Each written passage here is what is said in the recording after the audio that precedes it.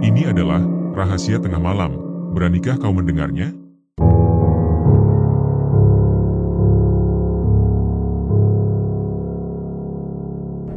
Malam itu, Arman bersama kedua temannya, Fadil dan Reno, sedang melakukan perjalanan dari Jakarta menuju Surabaya untuk menghadiri acara keluarga besar Arman. Mereka memutuskan untuk berangkat tengah malam, berharap jalanan lebih sepi sehingga perjalanan terasa lebih cepat. Di tengah jalan tol yang gelap dan sepi, Reno yang mengemudi tiba-tiba merasakan kantuk yang amat berat. Rasa lelah yang tak tertahankan membuat pandangannya mulai kabur.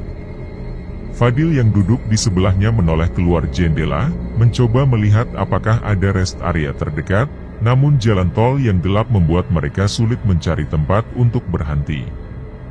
Di saat itulah, Arman melihat sebuah papan kecil di pinggir jalan yang bertuliskan, "Warung Kopi 500M". Tanpa berpikir panjang, ia segera memberitahu yang lain tentang papan tersebut. Reno, yang masih merasa sangat mengantuk, langsung membelokkan mobil ke jalan kecil yang ditunjukkan papan itu. Jalan yang mereka lalui berbatu dan tidak rata, semakin jauh dari jalan utama, kegelapan makin pekat menyelimuti sekitar. Setelah beberapa menit menelusuri jalan yang terasa semakin sunyi, mereka tiba di sebuah bangunan kecil yang tampak sederhana dengan penerangan lampu yang redup. Warung itu terlihat usang, hanya sebuah pondok kayu dengan beberapa meja di bagian depannya. Ketiganya turun dari mobil, melangkah mendekati warung, dan disambut oleh seorang pria tua yang tersenyum ramah. Di bawah sinar lampu minyak yang redup, warung itu tampak semakin sederhana, hanya ada beberapa meja kayu, lampu minyak yang menyala redup, serta hiasan dinding berupa foto-foto hitam putih yang sudah mulai kusam. Di dalam warung, aroma kopi yang kuat bercampur dengan bau kayu bakar memenuhi udara. Pria tua itu menawari mereka kopi hitam, yang katanya spesial, dan dapat menghilangkan rasa kantuk. Tanpa pikir panjang, mereka bertiga memesan kopi tersebut. Sambil menunggu kopi disajikan, Arman merasa ada sesuatu yang aneh. Ia memperhatikan foto-foto di dinding yang entah bagaimana seolah memandang lurus ke arahnya. Meskipun ia berusaha meyakinkan dirinya bahwa itu hanya efek dari pencahayaan yang kurang baik, tetap saja perasaan ganjil itu tidak hilang. Tak lama kemudian, kopi mereka datang. Aroma kopi itu sangat kuat, begitu menggoda hingga membuat mereka ingin segera mencicipinya.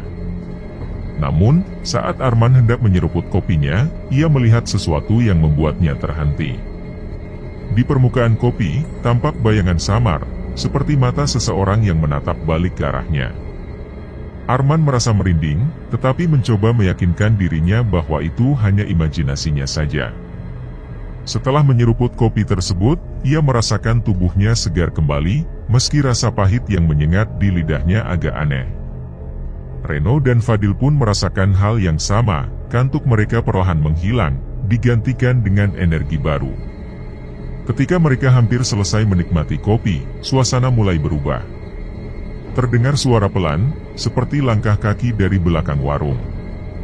Arman menoleh, namun ia hanya melihat bayangan pepohonan yang bergoyang tertiup angin. Pria tua itu mendekati meja mereka dan berkata dengan nada tenang, bahwa mereka harus berhati-hati melanjutkan perjalanan malam-malam begini. Ada banyak cerita tentang orang yang tidak pernah sampai ke tujuan mereka. Reno dan Fadil, yang mulai merasakan ketidaknyamanan, mendekati foto-foto di dinding seperti yang disarankan pria tua tersebut. Ketika mereka mengamatinya lebih dekat, wajah-wajah di foto itu tampak semakin jelas dan hidup. Salah satu foto bahkan terlihat sangat mirip dengan Arman. Pria di foto itu mengenakan pakaian yang sama dengan yang dipakai Arman saat ini. Ketiganya semakin merasa tidak nyaman. Mereka segera memutuskan untuk pergi, tetapi sebelum mereka melangkah keluar, pria tua itu berpesan agar mereka tidak menoleh ke belakang saat meninggalkan warung. Dengan perasaan was-was, mereka kembali ke mobil.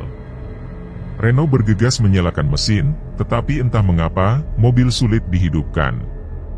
Fadil yang duduk di belakang mulai panik, mendesak Reno agar segera pergi dari tempat itu.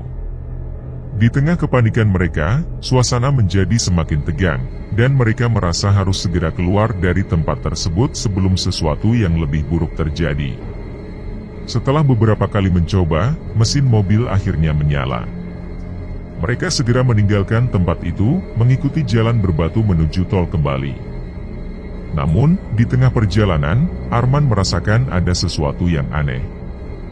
Dia mendengar suara langkah kaki yang seakan mengikuti mereka dari belakang mobil. Perasaan tidak nyaman mulai menghantui pikirannya, tapi dia berusaha tetap tenang. Namun, saat suara langkah kaki itu semakin jelas, Arman tidak bisa menahan diri lagi. Muncul keraguan dan ketakutan di dalam dirinya. Apakah ada sesuatu yang mengikuti mereka? Dia melirik Reno, yang terlihat fokus menyetir. Reno, mengingat pesan pria tua tadi, berusaha mengabaikan suara-suara aneh itu. Tapi rasa penasaran Arman semakin besar. Dalam keheningan yang mencekam, terdengar ketukan dari kaca belakang mobil. Suara ketukan itu terdengar pelan namun cukup jelas. Reno, yang sebelumnya tenang, kini menggenggam setir mobil lebih erat. Keringat mulai mengalir deras di dahinya. Ketukan itu kembali terdengar, kali ini lebih keras. Kepanikan mulai merayap masuk. Reno mencoba mengingat peringatan pria tua itu, jangan menoleh ke belakang, apapun yang terjadi. Namun, Fadil yang duduk di kursi belakang, merasa semakin terganggu oleh suara ketukan tersebut. Rasa penasarannya tidak tertahankan lagi. Ia merasa ada sesuatu yang harus dilihatnya. Dengan gemetar, dia mulai memutar tubuhnya perlahan ke arah kaca belakang, meskipun peringatan pria tua itu masih membekas di pikirannya.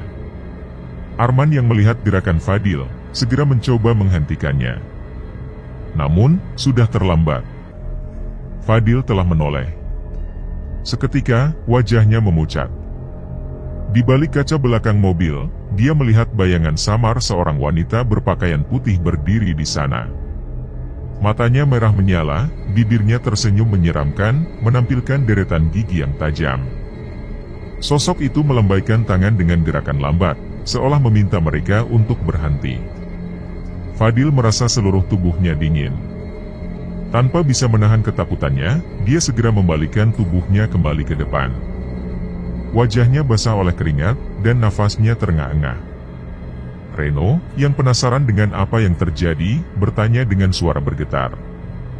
Tapi Fadil hanya meminta mereka untuk terus melaju tanpa menjelaskan apa yang baru saja dilihatnya.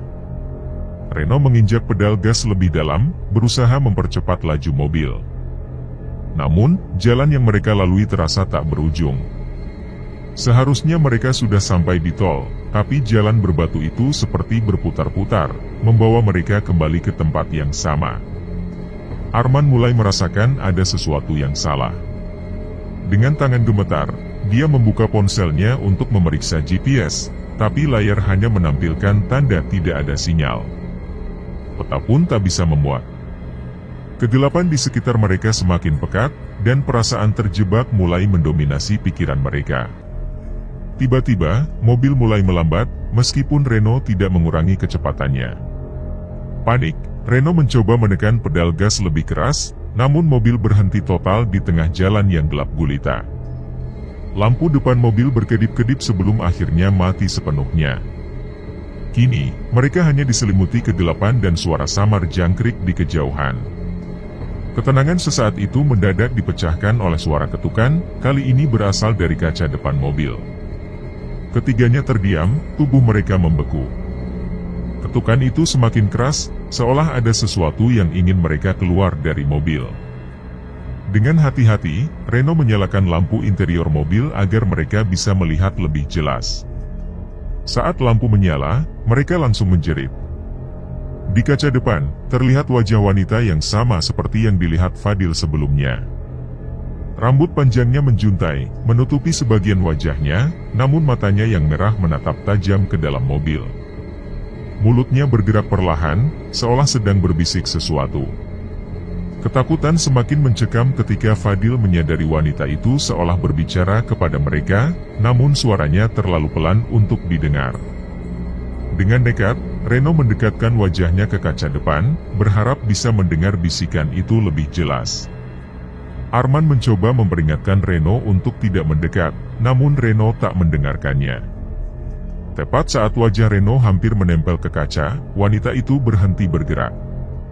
Hening melanda. Hanya suara napas ketiganya yang terdengar di dalam mobil. Lalu, tiba-tiba, bisikan itu terdengar lebih jelas, seperti langsung berbisik ke telinga mereka, "Jangan pernah kembali ke warung itu." Setelah bisikan itu, wanita tersebut menghilang begitu saja, lenyap di telan kegelapan. Dengan cepat, Reno memutar kunci mobil, dan mesin menyala dengan sendirinya. Tanpa berpikir panjang, dia menginjak pedal gas dan mobil pun melaju kencang. Jalan berbatu itu perlahan berubah menjadi aspal, dan pemandangan jalan tol kembali terlihat di depan mereka. Mereka bertiga menghela nafas lega, namun suasana di dalam mobil tetap dipenuhi ketegangan. Baru saja mereka mulai merasa sedikit tenang, Fadil yang duduk di kursi belakang, melihat sesuatu di spion. Bayangan besar seperti kabut hitam, bergerak cepat mendekati mobil mereka. Arman menoleh ke belakang, dan ketakutan segera menyergapnya. Bayangan itu mendekat, semakin jelas, dan membentuk sosok seorang wanita dengan rambut menjuntai serta mata merah menyala. Kabut hitam itu terus mengejar mereka, semakin cepat. Ketiganya berteriak histeris sementara Reno mencoba melarikan mobil secepat mungkin, namun bayangan itu tetap mengejar mereka tanpa henti. Mobil melaju dengan kecepatan penuh di tengah malam, namun kabut hitam yang menyerupai sosok wanita semakin mendekat. Reno panik, matanya terpaku pada jalan di depannya, sesekali melirik kaca spion dengan cemas. Arman menggenggam erat sabuk pengaman, sementara Fadil menunduk di kursi belakang, bergumam tak jelas sambil mengulang-ulang doa. Tiba-tiba, mobil mulai tersendat. Suara mesin menggerung keras, lalu mati total. Mobil berhenti mendadak di tengah jalan tol yang gelap gulita. Reno dengan panik memutar kunci starter, mencoba menyalakan mesin lagi, namun tidak ada respons. Di tengah ketakutan yang melingkupi, Reno mencoba memahami situasi. Ia berteriak dalam hati, penuh kegelisahan, bertanya-tanya mengapa mobil bisa mogok saat ini.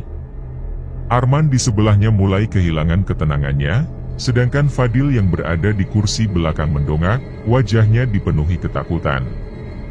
Ada dugaan yang menakutkan, bahwa mungkin sosok misterius yang mereka lihat tadi yang menyebabkan mobil mereka tiba-tiba berhenti.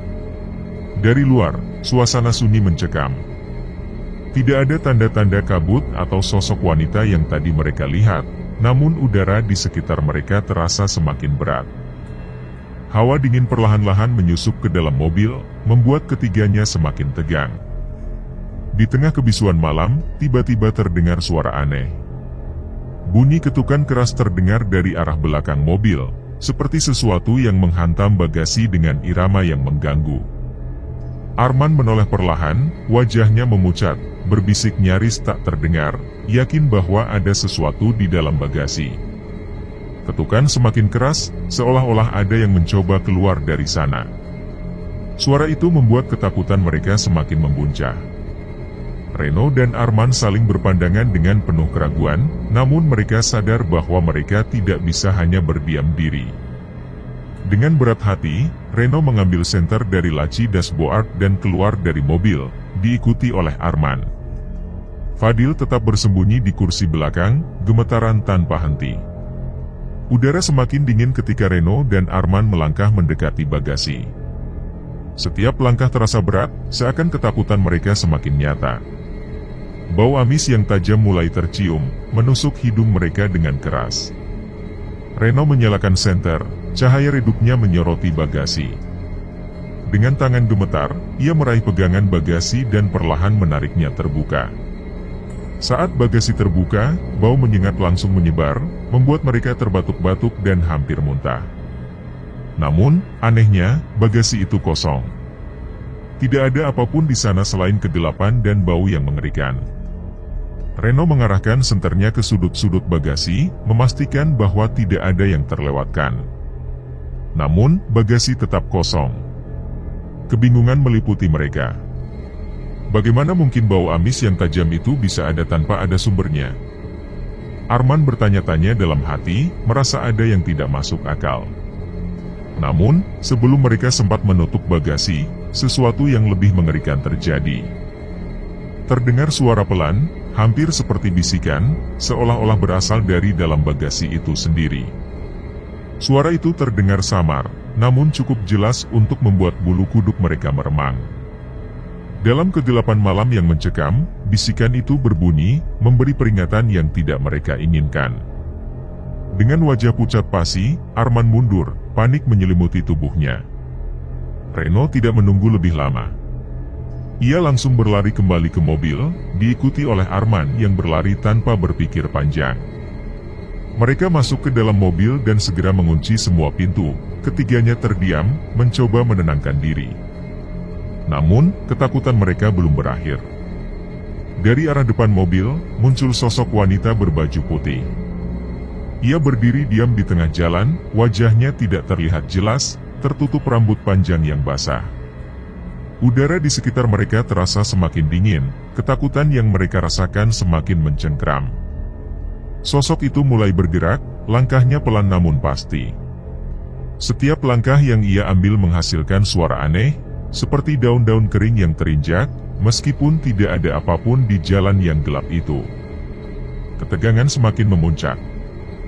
Reno terus mencoba menyalakan mobil, tetapi mesinnya tetap mati. Sosok wanita itu semakin mendekat, jaraknya kini hanya beberapa meter dari mobil.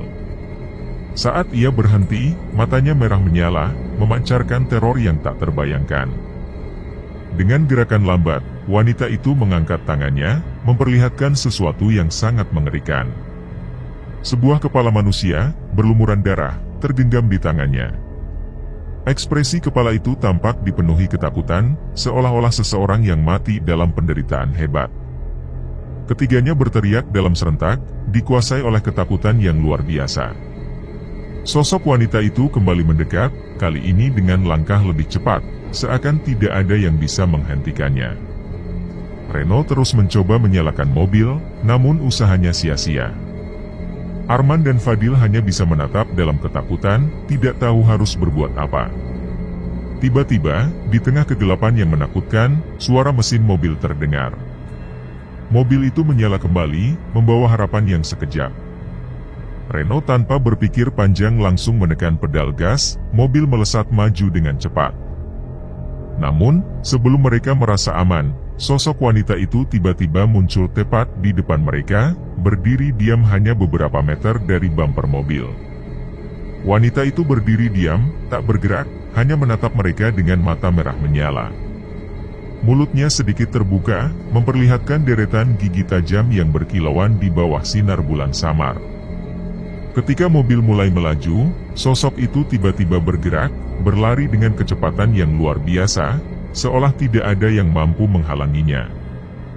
Meskipun mereka sudah menancap gas, sosok tersebut terus mengikuti, melesat melintasi jalan tanpa tersentuh waktu maupun ruang.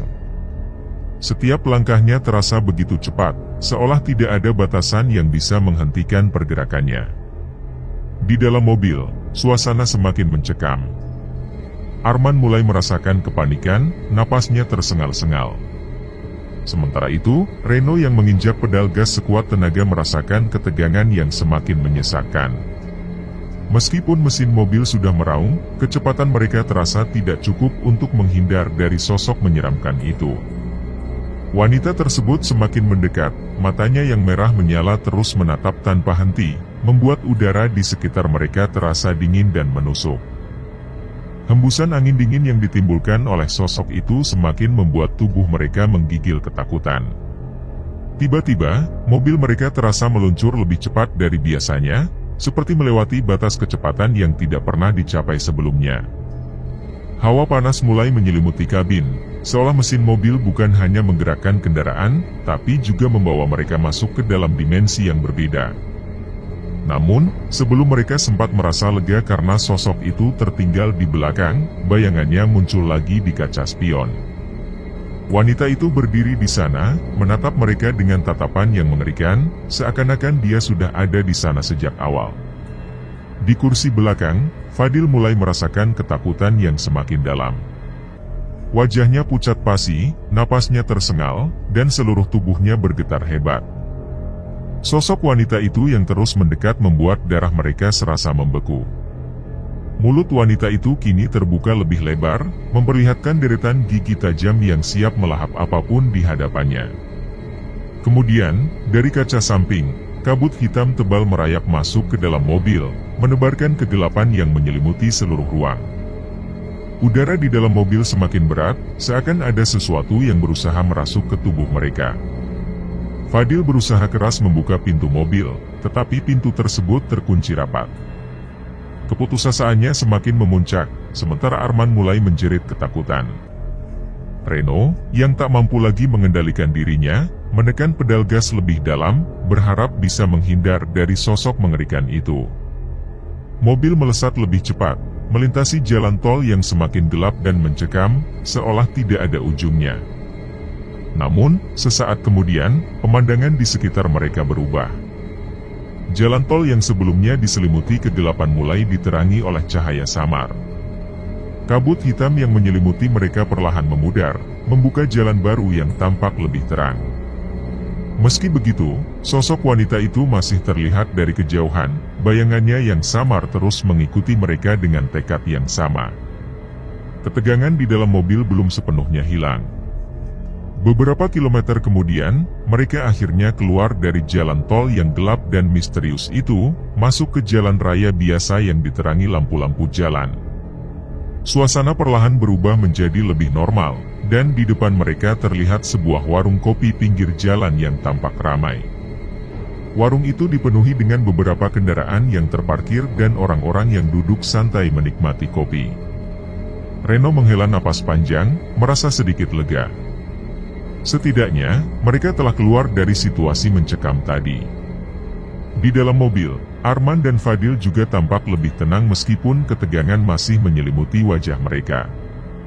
Reno memutuskan untuk menepi di depan warung kopi, lalu mereka semua keluar dari mobil dengan tubuh yang masih gemetar.